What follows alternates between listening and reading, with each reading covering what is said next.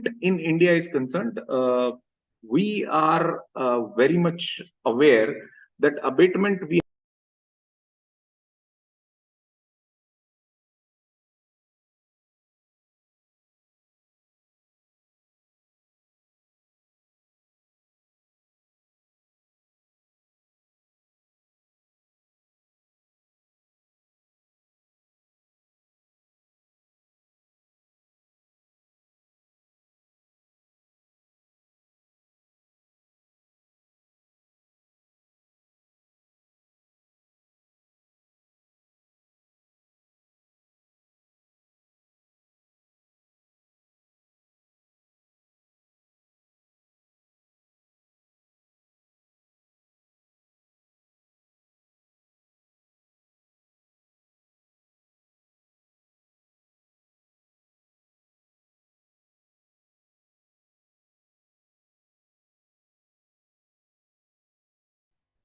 Okay.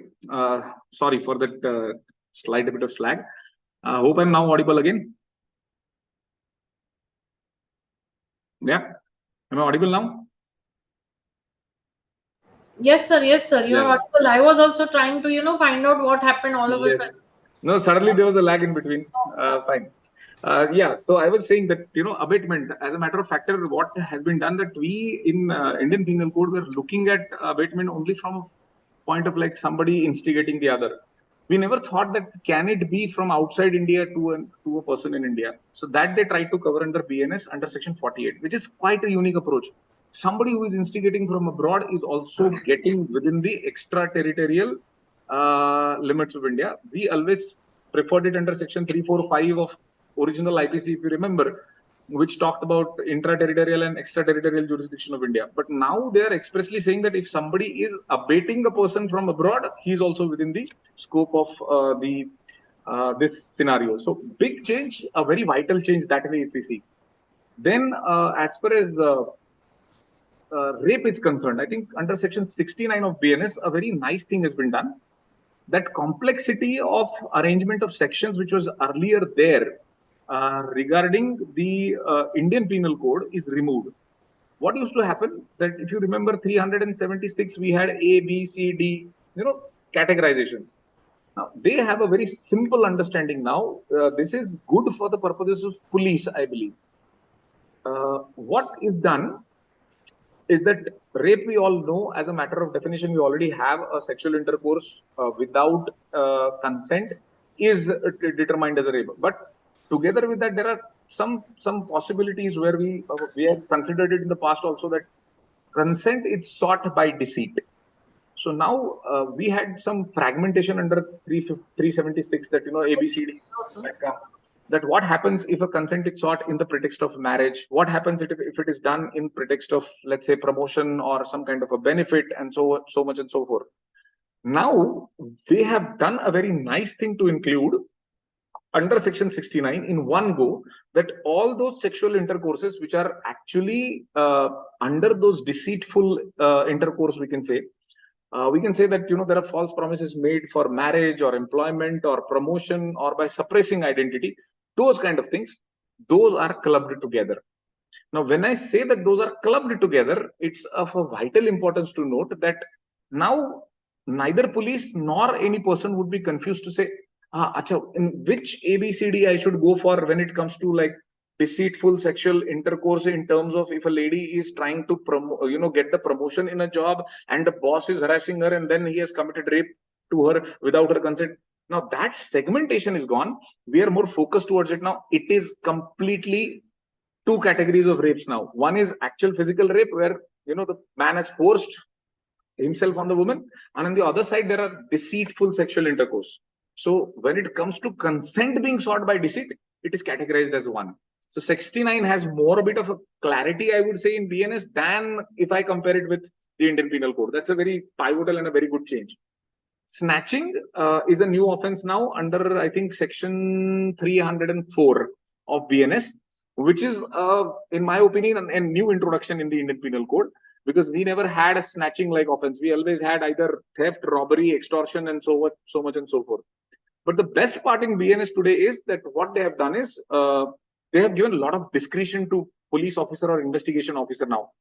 If the police wants to treat this kind of an act of snatching as theft, he can treat it as theft, or he can do it robbery also. Now I'll say, why robbery? See, the minute there is an infliction of any injury or hurt to somebody, it has to be turned into robbery in our opinion, right? So now see what happens. Sometimes the chain is too powerful. It's a big, ornament. It causes hurt to the concerned person. There is a chance even of causing a grievous hurt also. So in those circumstances, we were finding it difficult that, either put it into snatching as a matter of as a theft, and then subsequently also say that, yes, there was a grievous hurt. So instead of two, we have the logic of putting it under theft or robbery to be kept with the IO. So investigation officer would decide what to do and what not to do. Best part, to give the that kind of autonomy to investigating agency, which is really nice. Secondly, I would always say that the welcome change, one of the welcome change which I see is the kind of thing that Pune has witnessed. Remember what happened about the Posh case, the minority and majority issue, the vehicle, right? Rash, negligent driving. You're all facing it, making fun of all those decisions that write an essay and kill somebody. Keeping those things aside, I must feel this, that, this was already discussed during Nirbhaya also and post Nirbhaya also. That minority can be a defense in terms of age, probably in some of the offenses where there is not so serious consequence. So naturally here, when we are looking at the suggestions given by Justice Verma Committee post Nirbhaya, those are, I think, moderately considered. There is an express provision under section 70 subclause 2, if I'm not wrong. Yes, I think it is section 70 subclause 2 of BNS, which expressly mentions that if there is a rape of a minor girl or gang rape of a minor girl, in that case, the imprisonment is basically of life imprisonment, and I think death penalty. Both are given. The minor girl, in turn, we define it as girl who is less than 18 years of age. Here, what they have done is that those age-based parameters for the accused that we used to have coming from juvenile justice law, that 18 se niche, let's not punish him severely. Let's send him for correction home. Then that typical child's welfare committee would look after it, and then we try to reconcile the whole scenario. We try to say that this boy is underage, not completing 18 years, so he's a minor. So treat him like a minor. Don't punish him. All that is gone now. Section 70 subclause 2 is very, very clear. Age-based parameters of differential punishment for gang rape of a minor girl, they are now removed. So all this idea of 17 years plus or 17.8 months, 17 years and 8 months, all these kind of logics are now out of it. Actually, this has to be seen and is seen from the point of view of the criminal intent. Person committing the rape is committing the rape because he understands the physical pleasure behind it, even though forcible. So why you need to define it that, oh, no, he's younger. If he's capable of performing that act, we should punish him accordingly, so severely. So naturally, that care has been taken. It's a welcome change. And obviously, I'm seeing many things which are more profound in this line, that women have been protected in this manner. Then I think one more factor which comes to my mind when I'm looking at it is in terms of those assaults and disrobing a woman and all of that. There also we have clubbed those sections together. If you remember, we had public display of women being nakedly paraded women, or probably disrobing a woman in public. Those kind of offenses have been clubbed together to show that solidarity, that women and children could be protected just by mentioning of one or two sections. So 76 and 77 takes care of it. Child protection also has been dealt with very nicely. If I see it correctly, hiring or employing a child for a commission of crime is also now introduced with 7 years of imprisonment under section 95, which is a welcome change. Other than just having those kind of sections that, maiming the children or putting them for beggary, those sections are there. But, even hiring or employing the children for commission of offense is a, solid concept in terms of abatement or, things like that. So that also they have taken into consideration. Other than that, hit and run cases, well, that's where I think much debated factor is happening. We had discussions about it probably when Pune case had not happened, that many of the transport associations were against this idea, because hit and run under section 106 subclause 2 of BNS it actually enhances the punishment up to an extent of 10 years. Earlier, it used to be, I think, 5 years or 2 to 5 years, something like that. So then almost doubled. Now, hit and run, there was an objection by these transport associations for a simple reason. They said, see, nobody wants to kill other. I mean, see, vehicle accidents are called accident because they are accidents. It's not intentional. So why this severe level of liability? And they also suggested that, see, hit and run happens because primarily uh, the person who is responsible for the accident is having fear of his life. He feels the pressure. He feels that people might do the justice on streets, which is the trend in India. Pehle pakad ke maro, right? That public mar is a very bad punishment for a person. So he doesn't want to bear that. He said, jail is fine, but public mar is not fine. So he prefers to run. This culminates that offense into hit and run. Now, they have increased the punishment. Now, there were several strikes, there were several objections to it by transport associations. But after looking at Pune case, I think nobody dared to agitate against it. Hit and run is hit and run. It is a severe case. So definitely now I don't think from today onwards there would be any discussion further. We will have this BNS with 106 clause 2 with increased punishment to hit and run, which is a good thing. And who else then other than person living in Pune knows the importance of hit and run, right? I mean, we are living in such a place where every single time when the person goes out, his family should say all the best to you, right? It's that level. That's how we are, right? So something different, like we're living our life totally differently. Other than this, I think organized crime and terrorism, that also has been clubbed together, 111 and 113. There also we have a very nice culmination of sections coming together. Earlier, if you see any which ways, terrorism is such a concept which is not completely defined anywhere. Better change, good change, nice change, just culminating it together. And yes, more modern approach towards grievous hurt. I mean, I'm not going to repeat 319 and 320 of IPC here, but grievous hurt, we used to say, na, losing of eyesight, impaired ability to hear, and so on. And then there was a clause which said if a person is not able to follow his daily pursuits for 20 days, we'll consider that as a grievous hurt. Now, two things have been changed into it. From 20 days, they have made it 15 days. Now, why? The simple logical reason is medical treatments and medical service is now upgraded. We get modern medicines. We recover very fast. The logic, I still remember when I was in Ministry of Finance, we just had a discussion with some of the people who are coming from Ministry of Law also. So we said, like, what is the change in grievous hurt? What are you doing? They said, this 15 days we have done. I said, why? So they said, see, nowadays, pregnant women after cesarean also, they walk after 4 days. Then even if the person is very severely beaten, still he walks off after 14, 15 days. So why to keep the 20 days of barrage? It is actually reducing the burden in terms of liability. So let's make it 15 days. So they made it 15 days. So now if the person is not able to follow his daily pursuits and is dependent to even, address natural calls or to go to washroom on somebody else, they'll say it is just 15 days, not 20 days. This is first change. And always there was this question mark as to state of vegetation. Suppose it might happen accidentally or deliberately. Somebody slapped somebody tightly. It won't turn into grievous hurt. We understand. But see, if the person has been hit in such a manner that he's hit and without anything that is falling under 320 of old IPC, and the person is turning into a vegetative state, he gone into coma. Now, can we punish a person for just sending a person into coma under previous law? It was a tricky question, but now they made it very clear. They said even the vegetative state, converting a person into a vegetative state, would be treated as grievous hurt now. That is a very pivotal change in my opinion. So these kind of changes have been made, which are really nice. Sedition has been removed, and people were happy about it. But I think I always felt this, that sedition could have been treated it slightly differently. Sedition was actually used by Britishers in a wrong sense, in a wrong manner against Indians.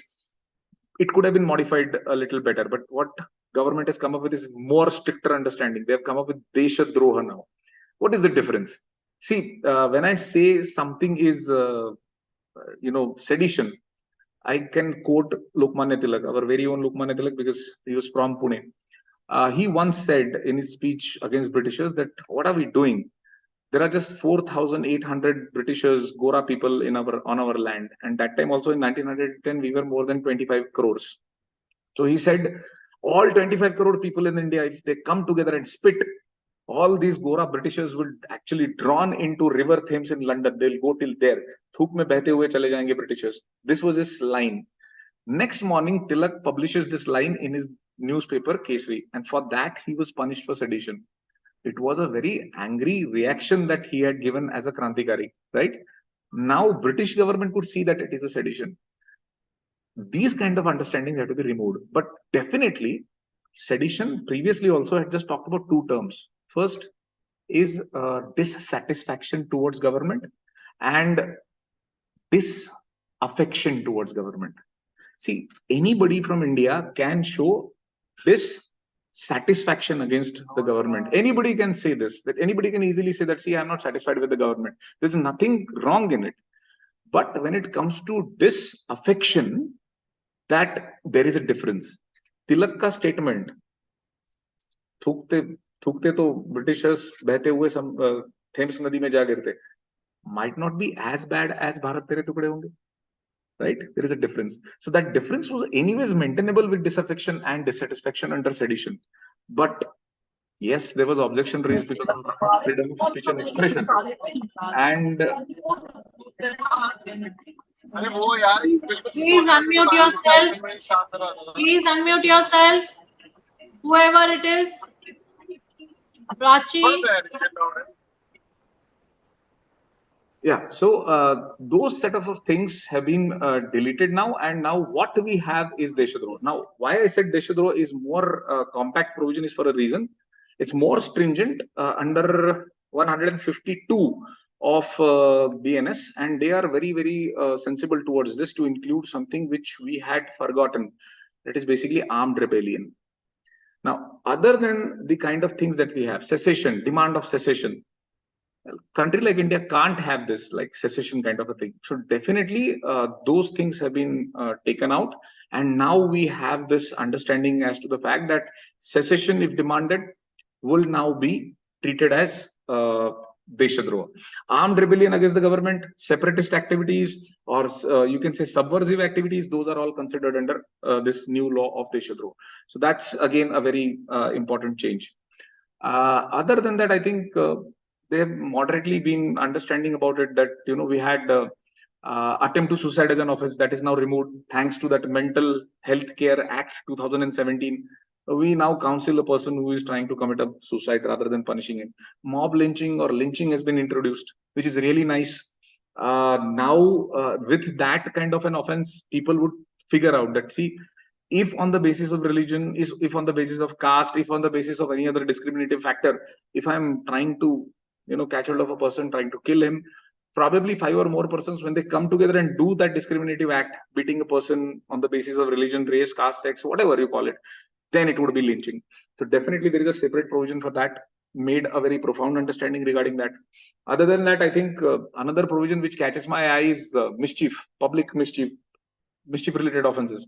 I think they have just tried to copy that UP model. It will punish if you, Yogi ji ka idea that we will take out your property in that proportion. That proportion as to value is the first time seen in BNS. If you see provision under 324, very expressly it says that if you damage the property, 20,000 to 1 lakh rupees will punish you for 2 years. If it is more than 1 lakh rupees, we'll punish you to 5 years. Now, this is proportion with the value, which is really nice, which is a very, very welcoming change in my opinion. Death by rash and negligent act, now punishable with 5 years for all others, but not doctors. For doctors and medical professionals, it will remain as age old, 2 years only. So this is how it is. I think a very profound change has been made that way. And fake news is now made an offense, which is again punishable with 3 years. So now there is an introduction of that fake news also, causing some kind of a, you know, effect on Indian sovereignty, integrity, so on and so forth. So these are major changes in my opinion. Others, I think IPC, if you say, or BNS, if you say, I think these are more than sufficient changes that are required to be seen. So now I just switch the gear towards the Bharatiya Nagarik Suraksha Sanhita, which I think is very, very wide spectrum that we need to look at. But with the kind of time that we have, I will just try to consolidate those things quickly. If I look at the law in terms of Bharatiya Nagarik Suraksha Samhita, major changes are made. Now, here the whole focus was towards the procedural delays to be curtailed. Now, how can we curtail delays? First and foremost, use as much as possible the information technology means. Right from witnesses to the accused to any person associated in terms of victim or victim's relatives, now they can easily be recording their statements through audio video means, and they could be submitted to the courts. So no need to just wait for, like, the whole proceedings to take place and things like that.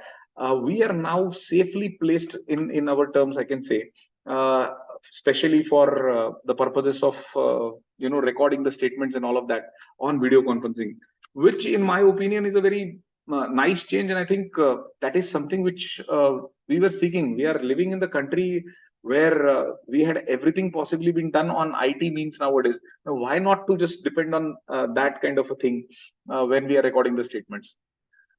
Definition wise, I think the best part is that those terms which were missing from earlier CRPC. Remember, bail bond, and those things were not defined at all. So people were really confused. What exactly you mean by bail and all of that?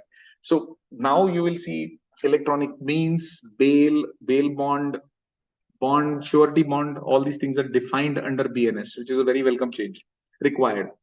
Then, as far as investigative parlance is concerned, you would see special act versus general law.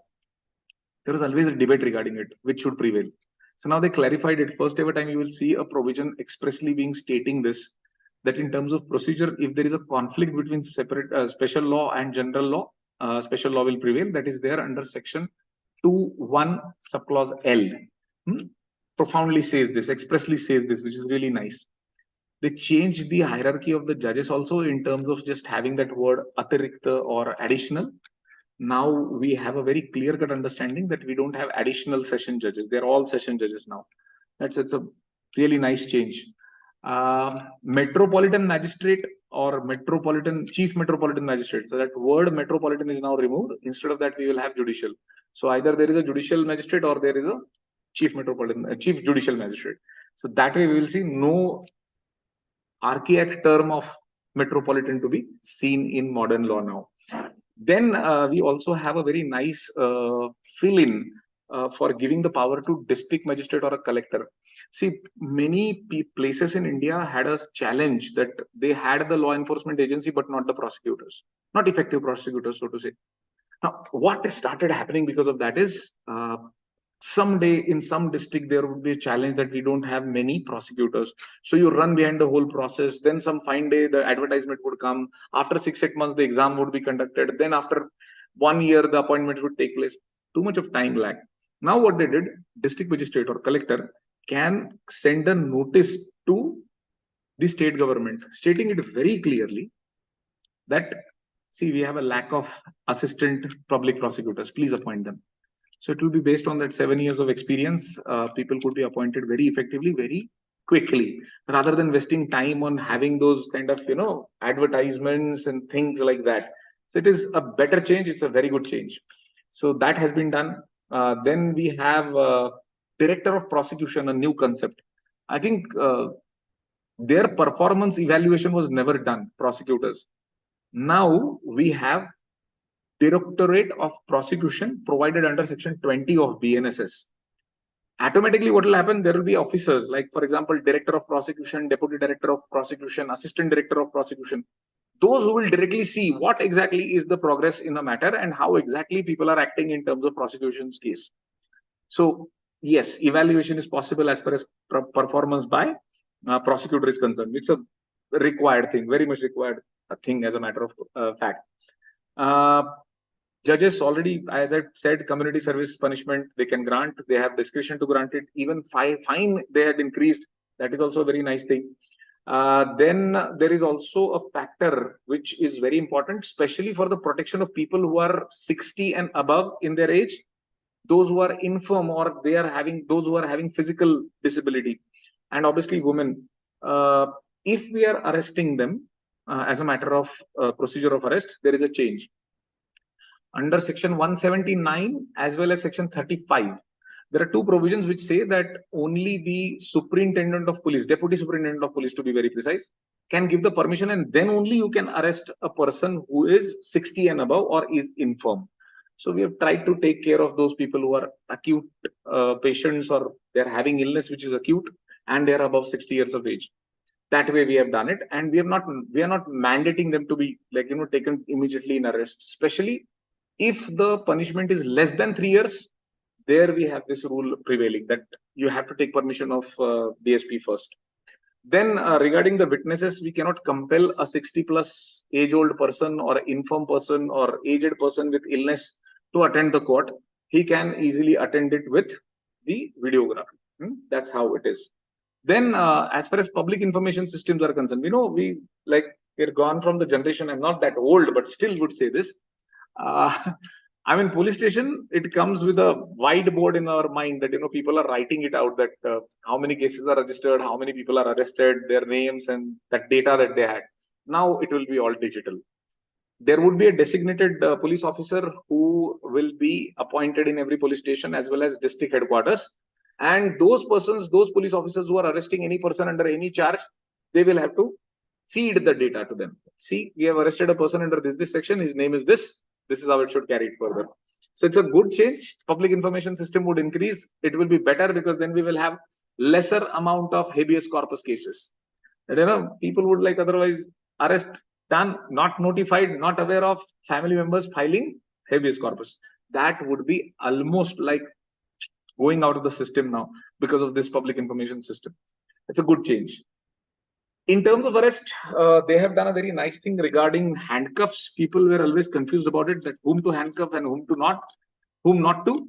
Now they say habitual offenders, or those people who are murderers, or probably those who are terrorists and have already tried to escape in the past, had the habitual tendency of escaping. There we can handcuff, put the handcuffs directly.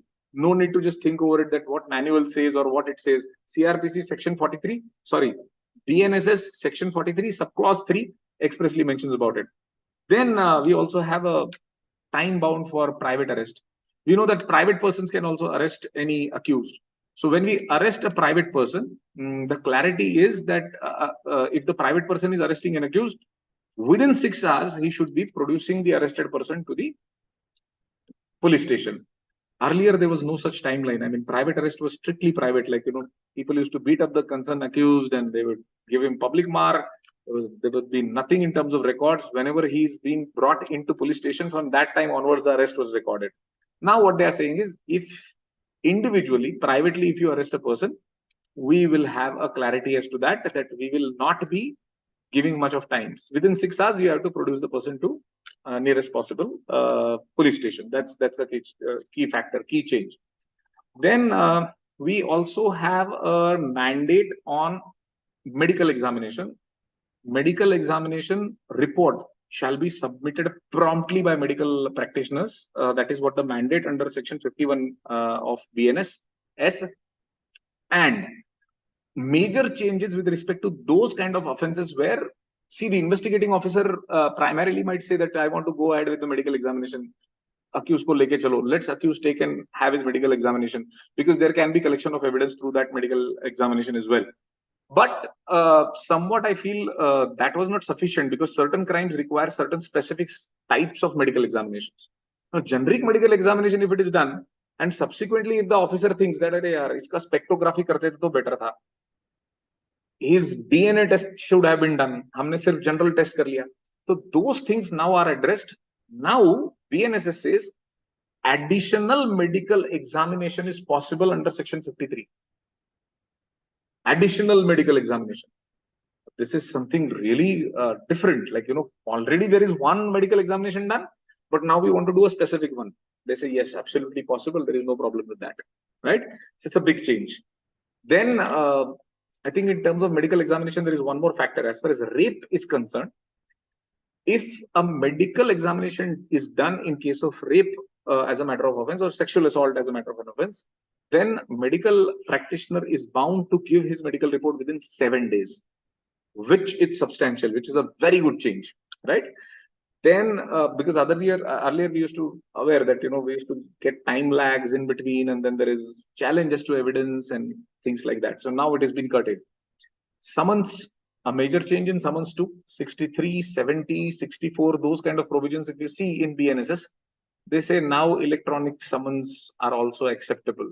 We should not challenge the authenticity of a summons which is electronically delivered. It will be considered as a good service of summons. I mean, gone are the days when people still used to say that, beating of drums is also a possibility in India for serving the summons to the person. Those will remain as it is, but yes, WhatsApp with blue ticks, Insta with post, X with post, Twitter with post, Facebook with post, and obviously emails. They're all acceptable services of summons now. Electronically, summons can be delivered. There is no problem with that. Yes, one more duty added. They're saying we should have our police and courts to maintain the record of the summons that is electronically sent. So now there'll be a diary or probably an electronic record of the things that to whom the service is summoned, when it is served, how it is served, and so on and so forth. Good change, good record. Gender neutrality is brought back in terms of service of summons. Earlier we had the word that service of summons shall be made to the adult male member of the family.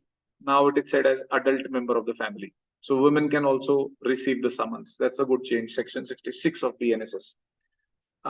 Then in other cases where I think more focus should be given is, yes, definitely it attracts my mind there. Proclaimed offenders. Firstly, we have to understand the concept of proclaimed offenders here. See, proclaimed means in Hindi, bhagoda. So now we say bhagoda, like the one who is not attending the court.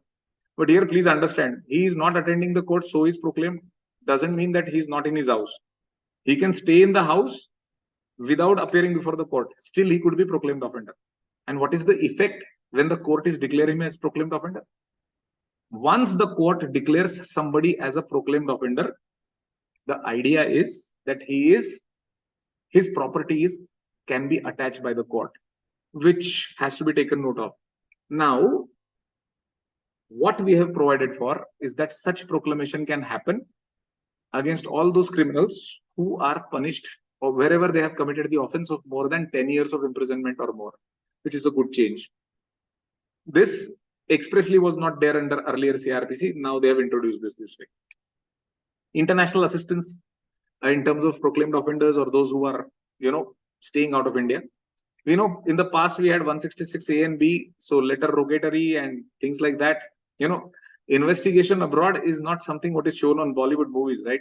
I mean, if I see again the same characters, Sunny Deol, I would get absolutely a heart attack when I read CRPC. I mean, just see that, like, look at him. I love him a lot. His acting is good, but then problem is that whenever he's shown as cop, simply he jumps to Canada, simply goes to US, brings out somebody and just puts him behind the bar or kills him or investigates abroad. ऐसा थोड़ी होता है. Have we seen ever any police officer who is coming from abroad on the streets of Pune? Never, ever. I mean, I can't imagine this, that, on Poud Road or Karve Road, we are seeing a German police officer, hey, pakdo usko. That can't happen. This doesn't happen because there is something like, 166A and B in Criminal Procedure Code, which was earlier. Now we also have an international assistance to be sought. And only the police officer who is not below the rank of superintendent of police can go abroad and investigate. It's a different ball game altogether. It is not something that Bollywood can understand, right? So yes, BNSS also takes care of that. Electronic communication as a matter of evidence can be sought, can be given. That is what is written under the current law. So it's a big change. Another big change is regarding search and seizure. Now they are saying whenever the search party of the police is investigating and conducting the search, they shall record the entire search seizure proceedings on camera. Videography is mandatory now, and it is strictly mandatory. Now you will say, sir, how is this possible? It's possible. This indicates that if, let's say, 5, 6, 10 people are there to conduct the search and seizure, 2 out of them would be just having the record on. That is basically they are video recording the whole thing. Audio video recording would be done by them, which would open the eyes of the entire administration. What exactly has happened on search and seizure, which is very good. Usually what happens is during the cross-examination, the defense plays a very crucial role in just cracking the statements of the investigating officers that search was this good, that bad. It was not done properly. It was done properly. This person was present. This was not present. So many questions are raised. Now we have a clarity. if it is recorded on video, it has to be produced before the magistrate within 48 hours, which is really good, saving of time altogether. Search report, search outcomes, cross-examination and search, playing, spoil sports for the investigation. If the concerned Panchanama witness is not appearing in the court, those challenges are gone. We have a video camera, we have recorded the search seizure, it is produced before the court. As simple as that. Yes, we might have to increase the number of our police officers, that's for sure. That is going to happen. But yes, it's a very, very pivotal change that is required to be done. So this is what these changes would do. Even I think we have a provision, I think, somewhere with respect to maintenance. Now, if you remember, 125 to 128 CRPC, where parents are demanding maintenance, suppose. We had a problem in the previous CRPC. Previous CRPC mentioned that wherever the son or daughter is earning or carrying on his business, there you had to file the case. So poor elderly parents who are seeking maintenance from their children had to travel from their place of residence to the place of business or occupation for the sons and daughters. Now that has been removed.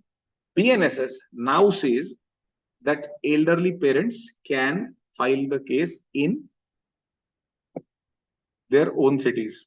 Doesn't matter whether the children are staying there or not.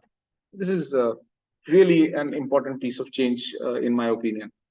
Then zero FIR, we all know, without jurisdiction, FIR can be filed.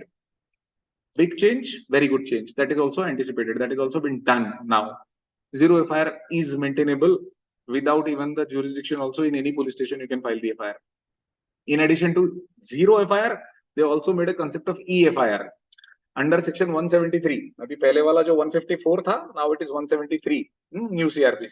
See what it says. It expressly mentions that now we'll have a zero FIR as well as EFIR. So practically, EFIR means what? We used to have that scenario that the police, if it is denying FIR, we used to go to SP. SP denies it, then go to magistrate complaints. 156(3) we used to use. Now they say, don't bother.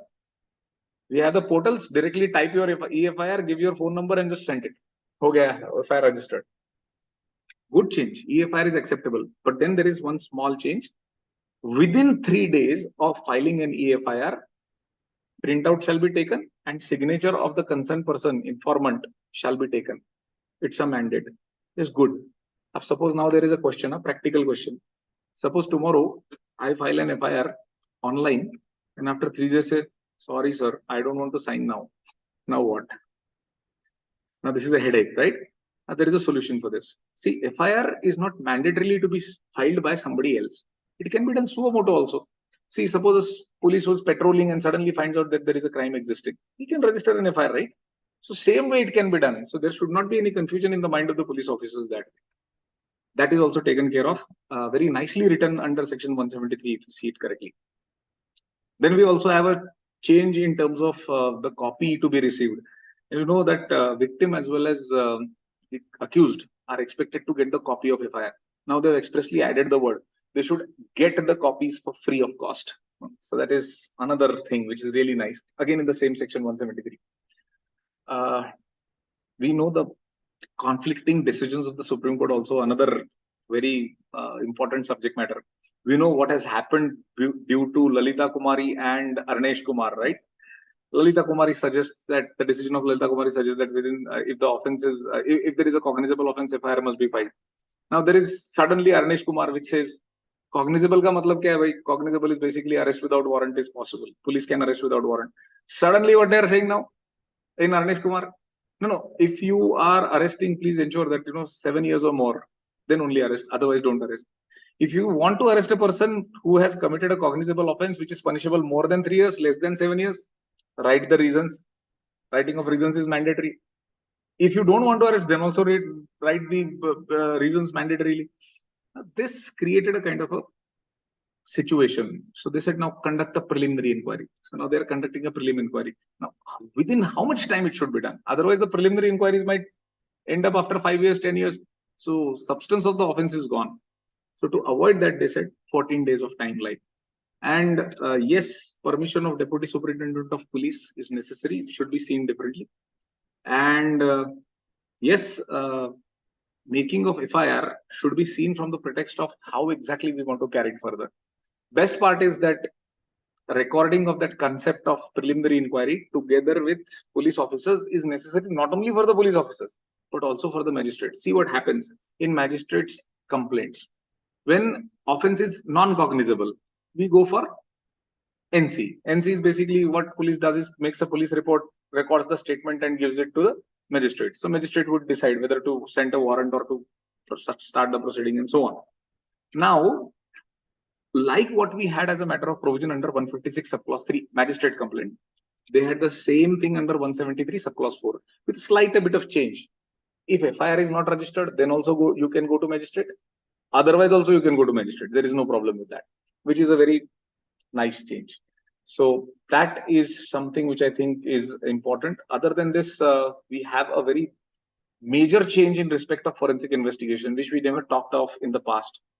Under 176, what they are saying is any offense which is punishable with more than 7 years, forensic expert is mandated now to visit the crime scene, which increases the possibility of forensic investigation in every single thing, every single offense.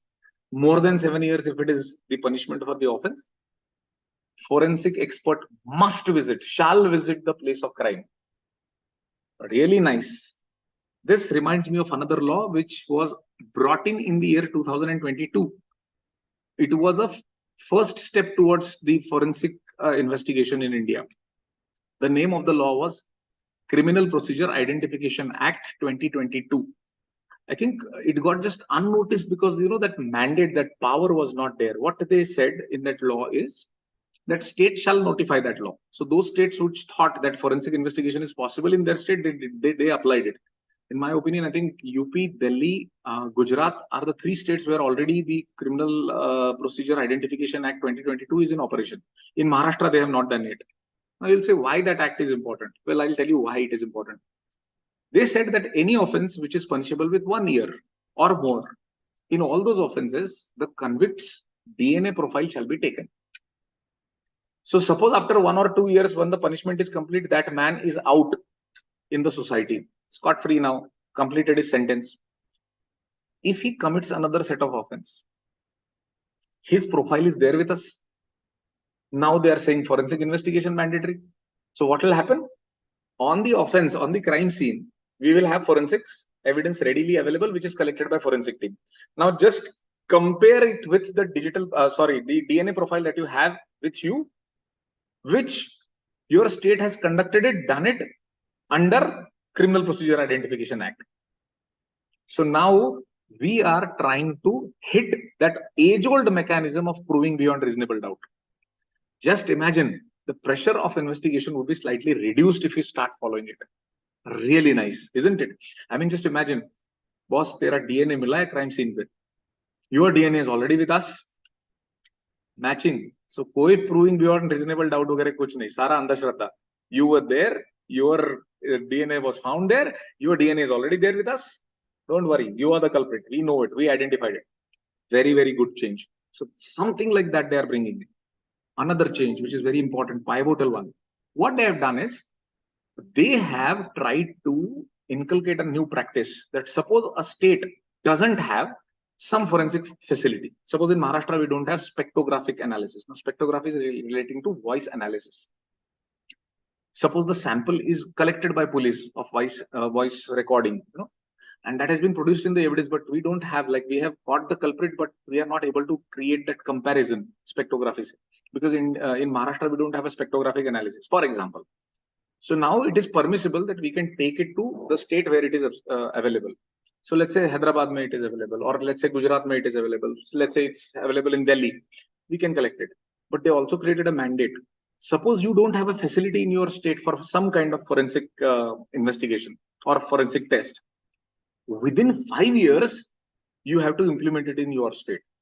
And currently, you might be reading the news, 27th of this month, June, there was a declaration that has come from the Ministry of Finance as well as Ministry of Law that every single state would be provided with, demographic representation in terms of budgeting for exclusively for forensic establishments. So I think Maharashtra would be getting around 7,000 crores or something around that amount. Like, the entire country is getting, I think, 8,000 something. Maharashtra would get, I think, 700 or 800 crores directly.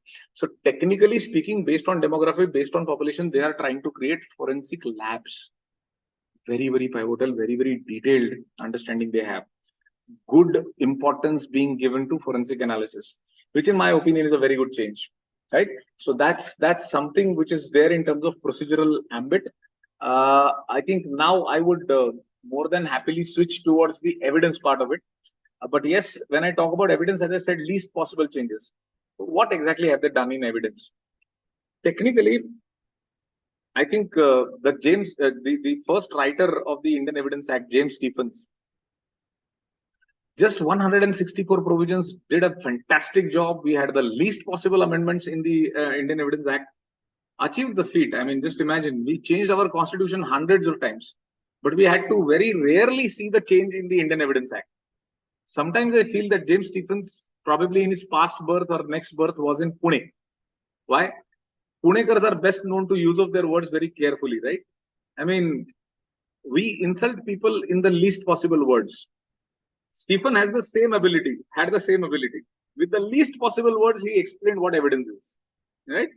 Now just imagine, with that least possible words, there are least possible amendments in the BSA too. What they changed, how they changed. See, basically in BSA, Bharatiya Saksha Adhiniyam, if I see, technically, literally there are least amendments, and least amendments, I mean literally least. I mean, rarely you find anything that has been changed into it, but still makes a huge difference in the way we are looking at. See, the major change where I see is that they have changed certain things in terms of numerical representations and obviously the archaic and British cultured colonial words. For example, jury. We don't have jury system, but still the word jury was there in Indian Evidence Act, removed. Commonwealth. Why should we have that Commonwealth as a word? Removed. British Crown, removed. Court of Justice, removed. Her Majesty's Court. All these kind of things are now removed, which are like showing the colonial existence. New law is having a very different, deep sense of Indianized version of the BSA. So yes, the language is crisp. They've tried to remove those kind of words like wakil, pleader, barrister. Is just advocate now, right? So that's how it is. It's a major change in terms of conceptual clarity.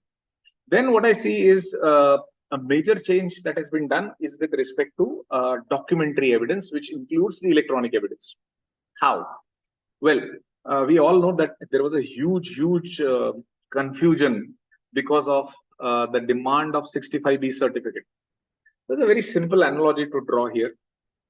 If we are giving, I mean, if I talk about yesterday, the scenario was this, that if I give a digital evidence before the court, they will say it's an electronic record.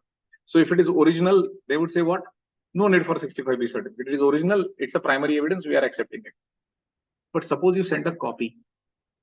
Or suppose you give us forwarded message mail or anything of that sort. They'll say what? It is secondary. And if it is secondary, we will have to give a 65B certificate for that. This was the reality in the till yesterday. Now what they have done, they have kept the same provision as it is, but just the change of number, which is now 63. So instead of 65B, now we will have to give 63B certificate. Big challenge, big change. Which comes is that pro forma. Many people did not know what to give in the 65B certificate. Actually, the list is very much enumerated under 65B2 and B4, but people could not recognize it, what exactly have to be given and what not. Now under 63B, subclause 2, subclause 4, if I see, a very easy proposition is given that, see, who is the owner of the computer? What is the nature of that device? You can say standardization, like, for example, if it is a mobile, you say it's an IMEI. If it is a laptop, you should say what series it is, what kind of company it is that has manufactured it, what is its IP address, so on and so forth. Who is in control? Those things one should define. Then one should also define that the device was working properly since so and so date when the offense was committed, as well as when the search seizure of that device was done. Then also it needs to be suggested that things shall be in right control, and it shall be having that kind of right date and presentations with respect to those dates when the computer was seized. Those things have to be read. Now, Supreme Court, in my opinion, in India was confused regarding this 65B mandate. I don't say, but yes, definitely the judgment itself speaks. See, Navjot Sandhu versus NCT Delhi 2005 case, parliament attack case basically. There they said there is no need for 65B certificate because the offense was such, speaks for itself. The mobile phones that were used during parliament attacks, half of them were burnt. And those parliament attackers, they were killed. From there, whatever was recovered was recovered. But those who were facilitating all that thing, they had already destroyed the phones. So they said nothing can be done with respect to that 65, the devices. So without 65B also, they accepted the digital evidence. But after a few years, that Anwar versus Bashir, that case happened. Supreme Court had given different idea. It said that 65B to mandatory hai. The case was also very interesting. Two people contesting elections against each other. One lost the election. Then his karyakartas, his team, brought some CDs. They said, Anwarji, you have lost the election only for one reason.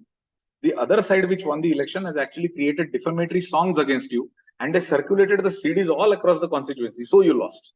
Now this guy, he went with all those CDs to the High Court and said that, see, this is the evidence. High Court mein na, petition of election is always raised in High Court. So now High Court says, where is 65B certificate? He says, I can't have it. How can I have it? Right? The culprit will have it and he won't give it to me. Who will tell me where these CDs were made? High Court said, sorry, sir, 65B mandatory. This guy reaches Supreme Court. Supreme Court says the same thing. Problem with Bashir, with Anwar was, he said, see, I have brought one piece of evidence. How can I bring something which might be there with the accused? Accused won't give it. I can't force him to give self-incriminating evidence. Gone, dusted. But Supreme Court didn't listen. Supreme Court said 65B mandatory.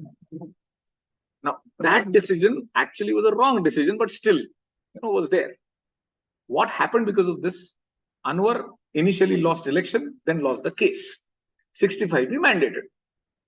Then suddenly people started asking this, why are you making 65B mandatory when accused himself might have the digital evidence? Then in Shafi Mohammed versus State of Himachal Pradesh 2018, Supreme Court gave another decision. They said, you're a typical Indian approach, you see. Hota hai to do, nahi hota to mat do. Kind of. They said, if you can't find the device, if it is with the accused, can't force him, leave it. If possible, give it. Can somebody say like that? I mean, Supreme Court, can it do something like that? But they did. Then there was a huge controversy. They said, this is not done. Clarify. What do you exactly want? Firstly, you are saying no need. Then you are saying it's necessary. Now you are saying hai to do, main to mat do. Then comes 2020 decision, Arjun Pandit Rao Khotkar versus Kailash Gorantiyal. And in that case, Supreme Court tried to figure out. They said, nothing doing, 65B mandatory. In that decision, they said, we will clarify. If accused or any other person related to accused has the digital evidence, how to bring it. They said, see, in Evidence Act, the erstwhile Evidence Act, I would say now, had 165, where the court has the power to, issue notice and bring up the evidence. Same way, Criminal Procedure Code passed one. I think 91 search and seizure as well as 349 search and seizure, bringing and producing the document before the court. All that was there. CPC Order 16 was there. So everything seemed smooth. They said these provisions are there. Ask the court to issue summons and take out the evidence. Honestly, as a lawyer and as a law student, just think about it. If the court issues a summons to the accused, do you think that just by that summons he will produce the evidence? Lo, bhai, maine ye kiya tha. Who writes judgment like this? It was an absolute mockery. That's the reason I said it was a mockery. So now there has to be change. So kaise change karenge? So in BNSS they changed it. You know how they changed it?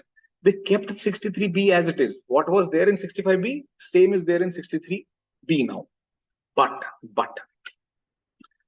they said, what is primary and what is secondary, that we will amend a bit, which will modify the scenario further.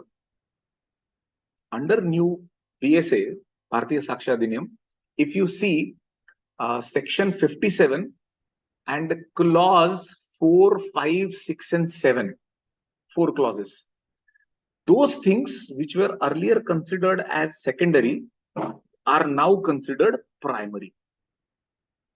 So because of that, what happened? Those things which are considered as primary, for that you don't need a 65B certificate, which is the basic change that has been brought. Pivotal change lies there when we say that things which earlier were secondary are now considered as primary. Now see, there are 4 to 5 things which are really important in that sense. We see those are now completely changed.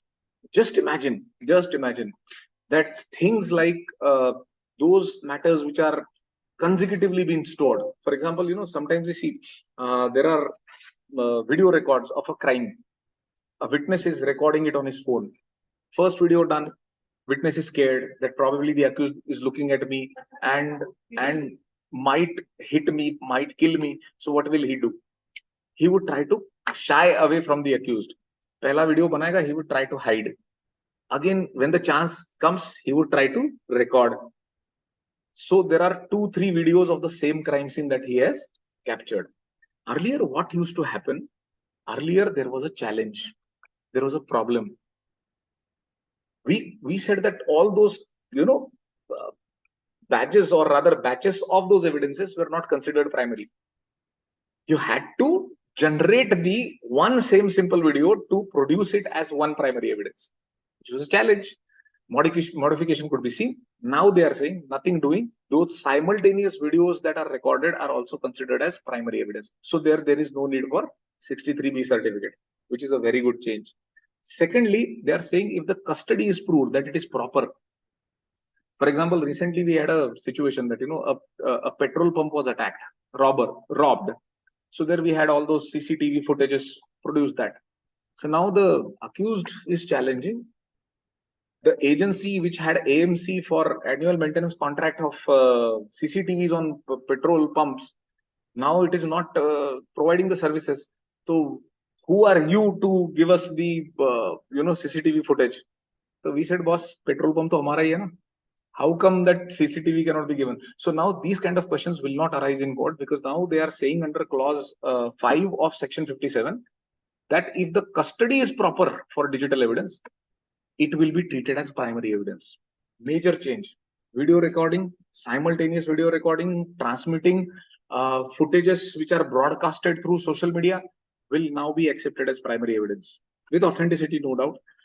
That is something which is primary, which is a very nice thing. If the thing is stored, if the electronic record is stored on multiple devices, that also would be considered as primary now due to the space and all of that. So I think major change, big leap in terms of these provisions. So in these cases, at least, which is a very vital area, big area, will not have need of 63B certificate. So in my opinion, a much awaited change would take place because of this. But yes, 2 things which are very important. We had to now think about rationalizing our numbers in terms of judges as well as investigating officers. We will need more police officers. We will need more judges. Without doing that, just having these kind of changes will not help. I think India is undergoing a transformation right now. If we do these changes, really nice, but at the same point of time, have to look for the maintenance of law and order from the point of view of numbers. I remember my first visit to Germany, where I asked a police officer, how much of population of Berlin is? He said, sir, it's almost around 17 lakhs. That time it was 17 lakhs. And I said, how much of police officers do you have? He said, 55,000.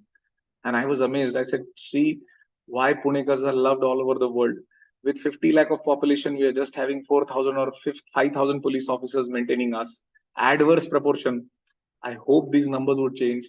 With a big thank you to all of you, with a prayer that our legal system would be seen as a model system and with an understanding that yes, as a patriot Indian, we always think about this, what should always happen this in this manner, that unanimous the Rome sab mit jaye jahan se ab tak magar hai baki namo nisha hamara. You would survive with the greatest legal try, with the justice being there, catered to the person who is last man in the queue, will surely happen in our existence with the exact implementation of these three novel laws. I sign off. Thank you. Thank you so much for this opportunity. Thank you, sir. Such a wonderful way and such a wonderful way of expressing this exhaustive laws. Very briefly but profoundly, you have covered every aspect of BNS, BNSS, and BSA. It is really wonderfully that, sir, you have just not only compared the previous laws but also the present ones and give us insights amazingly, very profoundly. Thank you, and I am very sure we all are benefited. All our students, all our faculty members are benefited to a larger extent. Thank you, sir. Once again, thank you. Thank you so much, ma'am. Thank you. Wonderful having being here. Yeah. See you soon, sir. When you come back to Pune, we'll surely meet. Thank Surely, you, ma'am. Thank you so much. Just an interruption. A former student like me, after a long time, got the opportunity to be in Bengali sir's class. Thank you, Anirudh. Thank you so much. And of course, I mean, this was just a trailer. We need to have more such in-detail sessions by sir to understand all the three laws in a better way. Yes, Sure, of sure. course. We will Anytime. continue to meet, sir, once again in Yes, the ma'am. classes and in This the time, office we will have. this time I promise you, ma'am, that I will be there. I'll come very regularly to college. Don't worry. I'll come there. Thank you, sir. Thank you very much. Missing you people. Yeah. Yeah, same here, sir. Good day, sir. Thank you so much. Thank you so much. Thank you. Yes. I thank you on behalf of Bharati Vidyapeeth, New Law College, Pune, and all the faculty members of Delhi Law College Department as well as Pune Law Department and the students from both the departments. Thank you so much, sir. Thank you.